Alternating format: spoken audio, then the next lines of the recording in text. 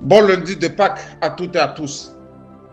Et j'ai voulu de nouveau dire merci à tous ceux qui sont debout, à tous ceux qui sont sur le front, les blogueurs, les activistes, les leaders d'opinion, les journalistes.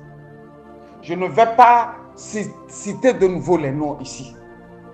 Mais je vous encourage. Je dis je vous encourage. Toutes les fois d'aller vers Ferdinand Haïté et de l'écouter. Parce que lui revient du pays il n'y a pas plus de 3 ans. Ce qui veut dire qu'il maîtrise la chose. Il a laissé encore des éléments au Togo. Comparé à nous qui sommes en Europe depuis 27 ans.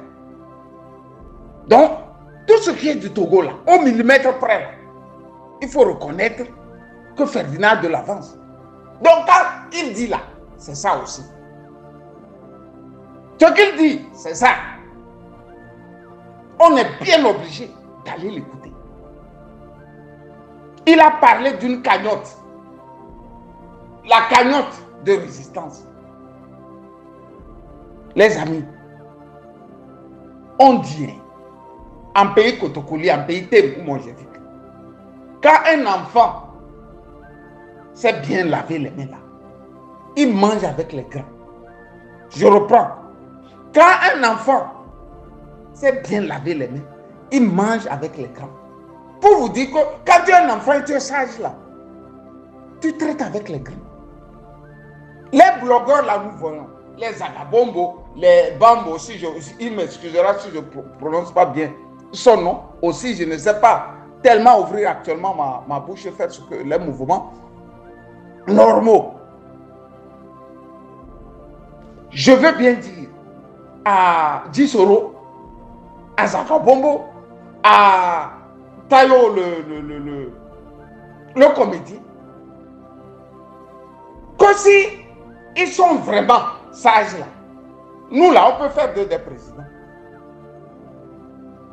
Parce qu'on a compris que là où on pensait que l'intelligence y était, c'était la filouterie. Il n'y avait rien là-bas. On a compris aussi qu'avec Ibrahim Traoré, que tout le monde peut être président, pourvu que tu sois animé par un bon sens. Animé par une conscience patriotique, nationaliste. On a compris que l'école là, c'est bon, hein, c'est très bon. Moi-même là, qui vous parle, j'ai beaucoup été à l'école. C'est bon. Mais quand tu as été à l'école et ça ne sert pas aux autres là. Ce qui veut dire que, au fait, tu es allé chercher des diplômes, c'est des papiers. C'est des papiers. Donc, Ferdinand nous a alertés qu'il aura à mettre la main dans la poche. Moi qui vous parle, je n'ai pas cotisé pour la fille de Amron, pour le cas de Amron, me disant que je prends personnellement le cas de la fille de Amron. Parce que son école là, ça va demander que quelqu'un lui vienne en aide, la petite. Je le ferai. Si elle allait rentrer là, je vais payer. Je vais payer l'écolage, je vais payer les fournitures.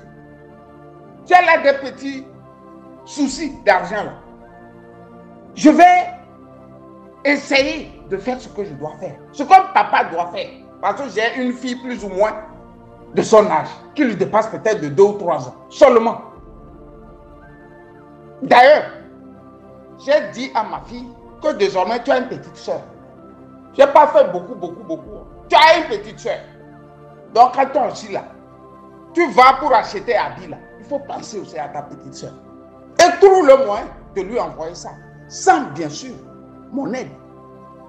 Donc c'est comme ça on doit se soutenir les uns les autres pour vaincre enfin la pègre là. Pour vaincre enfin la pègre là. Pour vaincre enfin la pègre là. Nous avons des amis qui ont été arrêtés, ils sont là à la gendarmerie.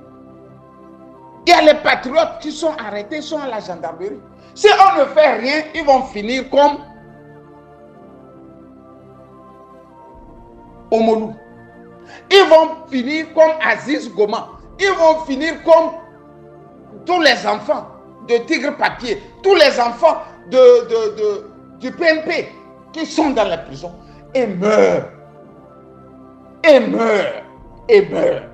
Donc, ici, je viens vers vous pour vous dire que quand la cagnotte là va être lancée, c'est-à-dire quand on voudra un fonds de résistance, nous tous sommes bien obligés de faire. C'est une obligation patriotique. Les Iraniens l'ont fait. C'est comme ça, ils ont pu mettre le Shah en déroute.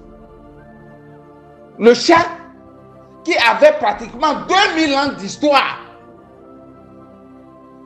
Vous vous rappelez de le château à Paris, où les Iraniens débarquaient de par le monde avec des sacs pleins de devises. C'est ce qu'on peut faire.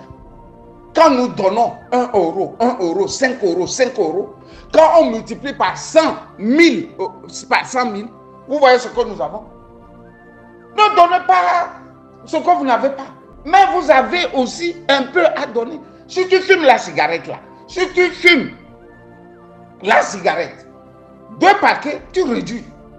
Aujourd'hui, le paquet là, que je fume, du matin au soir, je ne vais pas le fumer.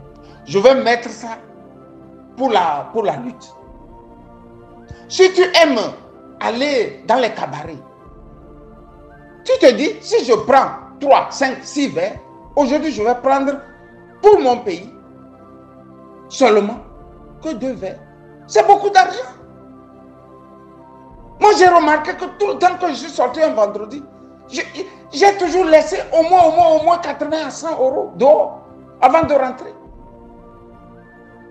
Et pourtant, c'est le pays de la bière, c'est le pays de l'alcool et consomme.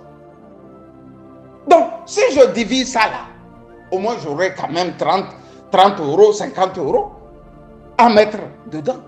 Nous sommes obligés, le jour qu'ils vont dire, les blogueurs vont dire que le GoFundMe est lancé, on doit se ruer. Tu as 1 euro, tu as 2 euros, tu as 3 euros. Tu mets ça dedans. Tu mets ça dedans. Et on a la chance unique que cette fois-ci, ce ne sont plus les partis politiques. C'est une grande chance. C'est-à-dire que quelqu'un ne va plus mettre la main sur l'argent que nous allons mettre à disposition de la lutte. Pour rappeler que les fonds Kodjiro ont servi à d'autres de s'enrichir. Ils n'ont pas fait, ne serait-ce que cet exercice de transparence.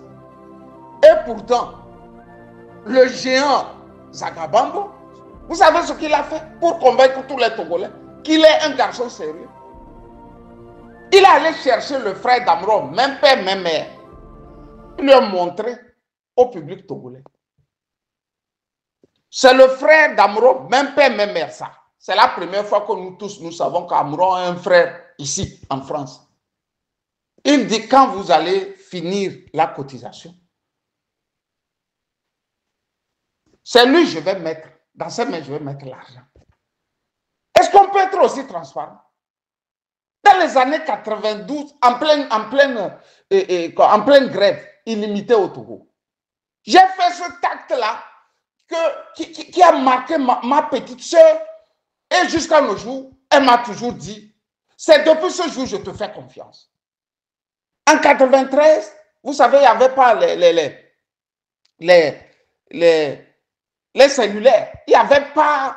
Le téléphone, c'était une rareté. Mieux, c'était quelque chose de réservé à l'élite. Donc, on s'est retrouvé nez à nez dans une cabine téléphonique avec ma maman, à Bassar. Puis on doit appeler notre petite soeur, ma petite soeur, la fille à ma mère. Alors, on l'appelle, elle discute avec sa mère. Après, on me tend le téléphone. Et elle me dit que, écoute, comme il y a la grève, je vais envoyer à maman 300 000. Dans le temps, c'était avant la dévaluation. 300 000, c'était beaucoup d'argent. Directement, j'ai dit à maman, maman,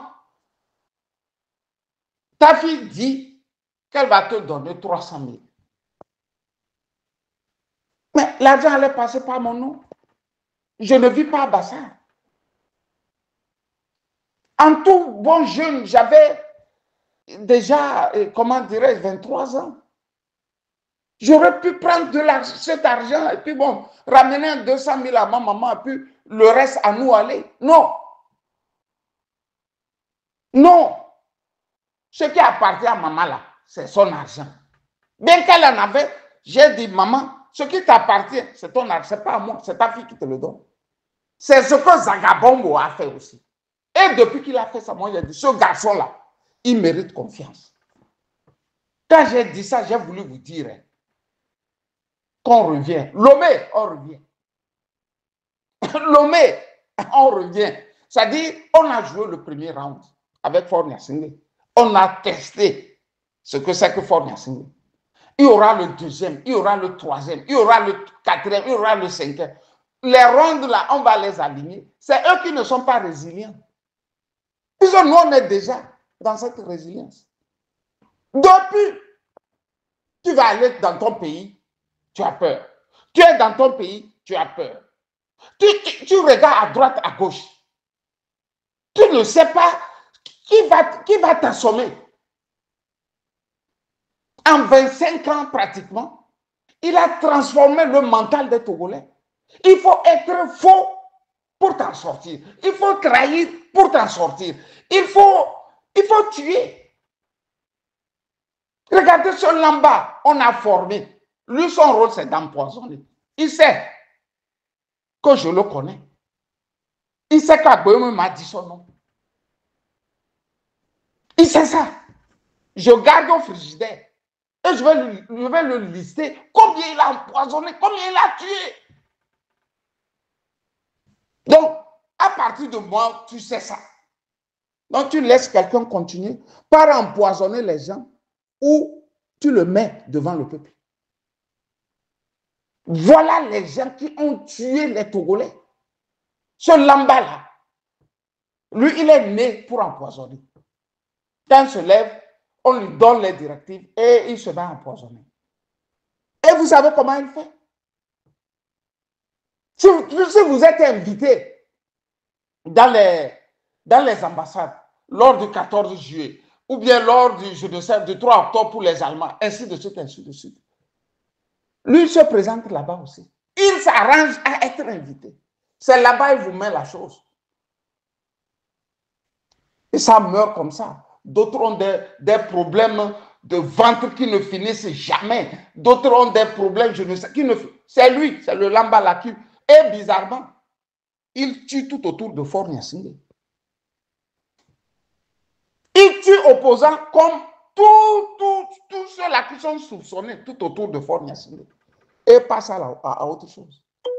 J'ai voulu dire aux Togolais que nous arrivons. Le second round aura bien lu. Je ne peux pas comprendre qu'on arrête les gens et que nous croisons les bras. La bataille médiatique, là, elle est gagnée depuis. Elle est gagnée. Quand elle est gagnée, là, vous n'affaiblissez plus. Parce qu'ils ont beaucoup d'argent. C'est-à-dire qu'ils ont de l'argent illimité. Quand je dis que Fort Gnassingbé a de l'argent illimité, je sais de quoi je parle. Et nous vous dirons comment. Le circuit qu'ils ont tracé pour se faire une cagnotte illimitée. C'est-à-dire que c'est illimité. Avec les taxes.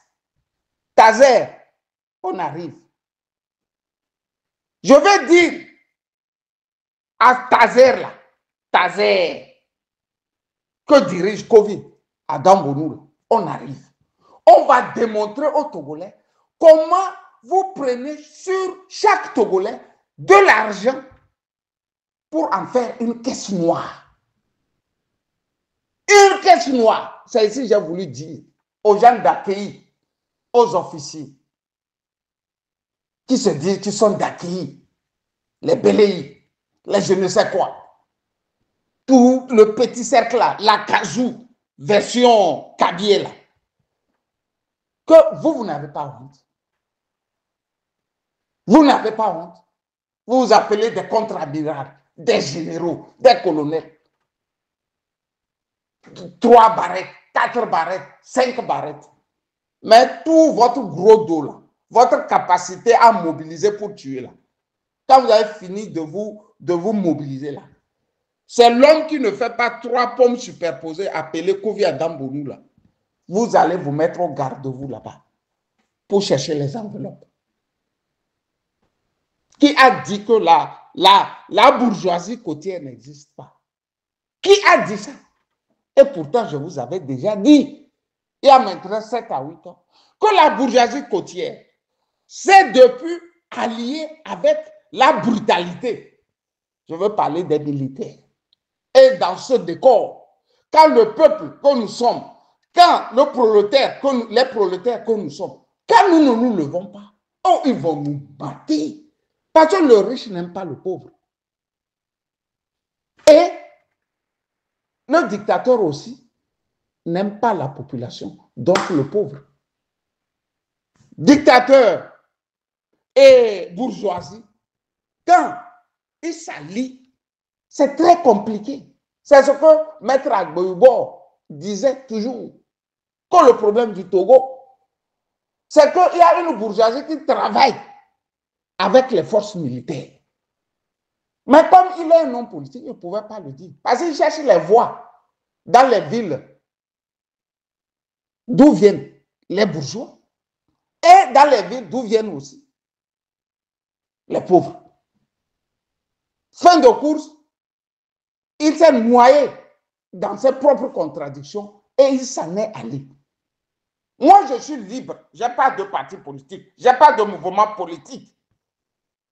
Les Agabombo, les trains de la liberté, la marraine, la légende d'Issoro, tous ceux-là qui sont devant là. Les Ferdinand. Vous savez pourquoi nous avions la force? Notre force, c'est notre capacité à voir loin. C'est pour ça qu'on n'est jamais allé prendre des cartes de partis politiques. Donc, on est prêt à aller jusqu'au bout. Nous, on n'a rien à perdre. C'est Faure Gnassingbé qui a tout à perdre. Nous, on n'a pas les mébats. Hein. Nous, on n'a pas les mébats. On n'a rien. Tout ce qu'on a, c'est les valeurs que les parents nous ont laissées, nous ont léguées. C'est nos valeurs qu'on nous a léguées. Le reste là, Faure Gnassingbé, on arrive. Tout on arrive. J'ai voulu dire aux Togolais qui ont commencé par dire, oh non, j'ai écouté de ces choses. La fois dernière, j'étais vraiment malade. Ah, nous on pensait que Faure Gnassingbé va partir aujourd'hui. Non, ça ne se passe pas comme ça, les gars. Quand il va partir là, est-ce que les blogueurs qui ont lancé le mouvement, qui ont lancé la lutte là, vous a dit qu'ils veulent qu'il devienne président?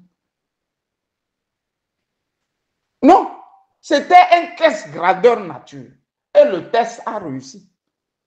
Au Mali, ça a coûté 3 mois. Chaque vendredi, après la prière, les gares étaient là. Je dis ça a coûté 3 mois au Mali, cette affaire-là. Chaque vendredi, après la prière, ils se réunissent. 1 mois, 2 mois, 3 mois. Les militaires se sont dit qu'il fallait faire quelque chose. Et ils ont fait. Donc, c'est nous là. On commence déjà par se décourager. C'est que c'est très grave. Quand vous allez à une guerre, à une lutte, il y a un plan B, un plan A, un plan B, un plan C, un plan D, ainsi de suite, ainsi de suite. C'est comme aussi à la boxe. Des fois, tu penses que c'est au premier round que tu vas en découdre.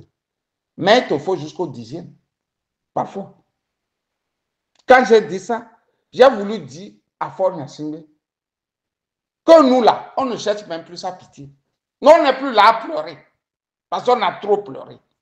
Personne ne pleurera. Personne, Togolais, ne verse plus vos larmes. Il faut regarder le bourreau en face et lui dire que ta méchanceté là, le peuple est méchant plus que toi.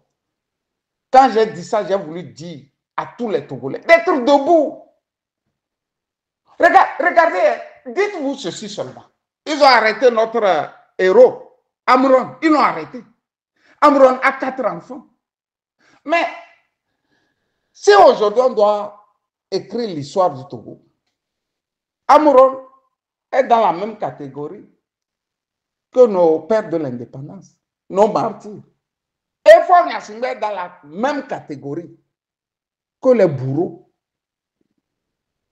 Oui, mais comme je vous ai dit, malheur au peuple dont le prince est un enfant. Chez nous, non seulement il est enfant, lui là, il a la trisomie. Quand vous allez dans les coins où les enfants sont atteints de différentes sortes de maladies, vous les voyez rire. Les petits rient. Ils ne rient pas parce qu'ils veulent, ils rient parce qu'ils sont malades. Tu n'as besoin de rien lui dire. Et comment il sourit, il rit. C'est ça, Faure Gnassingbé. On a connu des trisomiques conquérants. Mais lui là, c'est un trisomique. Un trisomique néocolon. Il est dans l'endocolonat. Il ne connaît pas. C'est pour ça qu'on lui dit doyen. Et puis il se met à rire. Il rit. Il regarde les autres. Ça le fait rire. Il a les gestes d'un trisomique. Il est un trisomique. Il faut bien scruter le regard là. Donc, il ne sait même pas ce qui fait honte et ce qui ne fait pas honte. Ce qui fait honte, il ne connaît pas. Quand on dit que tu as mis ton frère en prison, mais un homme normal a quand même quelques pincements. C'est-à-dire, on titille ton ergo, ton ego, pardon. On titille je ne sais pas, ta fierté. Non, que non, lui ne connaît pas ça. On le sert. Et puis il rit. Doyen, il rit. Les gars, bonne journée de lundi de Pâques et la lutte continue. Camus Sali. Amron, de son vrai nom Tshala Essowe Narcisse, est un rappeur togolais engagé, influencé par MC Solar, qui a été arrêté le 26 mai 2025 à Lomé pour ses prises de position contre le régime de Faure Gnassingbé. Les informations sur son arrestation proviennent de publications récentes sur X, mais celles-ci doivent être considérées avec prudence, car elles ne constituent pas une preuve factuelle définitive. Pour plus de détails sur sa situation actuelle, il serait nécessaire de consulter des sources supplémentaires ou des rapports officiels. J'ai appris, sans aucune surprise, l'arrestation du rappeur togolais Amron. Depuis quelque temps, il dénonçait avec détermination et courage le régime sanguinaire de Faure Gnassingbé. Cette arrestation ne m'a pas étonné, car elle s'inscrit dans la logique implacable de la dictature. Au Togo, toute personne qui ose s'insurger contre le pouvoir en place est punie. On la réduit au silence, on l'emprisonne, on la torture, parfois même on la tue. Des citoyens ont été arrêtés pour bien moins que ce qu'Amron a exprimé. Ce que ce régime punit réellement, ce n'est pas tant ce qu'on dit, mais la manière de le dire. Ce qu'il traque, c'est l'audace. Ce qu'il veut étouffer, c'est le courage. Certains dénoncent avec réserve, dans l'espoir d'être entendus sans provoquer. Ceux-là, parfois, on les laisse faire. Mais ceux qui parlent haut, ceux qui expriment leur colère, leur indignation, leur refus de courber l'échine, ceux qui osent dire qu'ils n'ont pas peur, deviennent des cibles. Parce que le Togolais a été façonné, dès l'enfance, à craindre le pouvoir. Dès l'école primaire, on nous apprend à nous taire, à ne pas questionner, à accepter. La peur est un outil d'éducation, un mécanisme de contrôle. Et souvent, ceux qui nous aiment, par peur pour nous ou pour eux-mêmes, deviennent les premiers à nous demander de nous taire.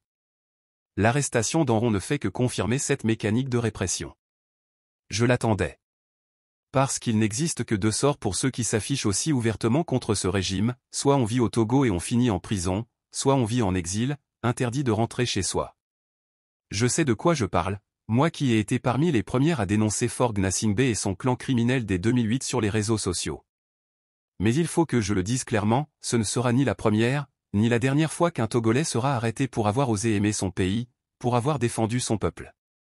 Ce ne sera ni la première, ni la dernière fois qu'un citoyen sera puni pour sa dignité et sa bravoure. Et pourtant, je refuse de réduire notre lutte à de simples slogans de « libérer un tel, libérer une telle ». Oui, nous avons des centaines de prisonniers politiques. Mais non, notre combat ne doit pas se limiter à obtenir leur libération individuelle. Ce serait tomber dans le piège de la distraction, orchestrée par le régime. Ce que nous devons revendiquer, c'est la libération du peuple tout entier. Aussi bien ceux qui sont derrière les barreaux que ceux qui, libres en apparence, vivent dans une prison psychologique, dans l'humiliation et l'indignité. Pour cela, nous devons devenir des enrons. Tous. Nous devons parler, dénoncer, accuser, crier. Tous, les 9 millions que nous sommes. Nous devons faire entendre notre colère. Car c'est cela, la vraie justice pour les braves, que nous reprenions la parole. Que nous disions non. Faure Gnassingbé n'a pas assez de prisons pour enfermer 100 000 citoyens. Imaginez 600 000 Togolais, du pays comme de la diaspora, devenaient des enrons. Imaginez si, chaque jour, 100 000 voix disaient « Faure doit partir ». Assez de 60 ans de dictature. Assez des pillages. Assez de persécutions. Nous avons su nous mobiliser par centaines de milliers pour des causes qui ne changent rien à notre avenir. Alors, prouvons que nous sommes encore humains. Prouvons à ce régime que le Togolais est digne.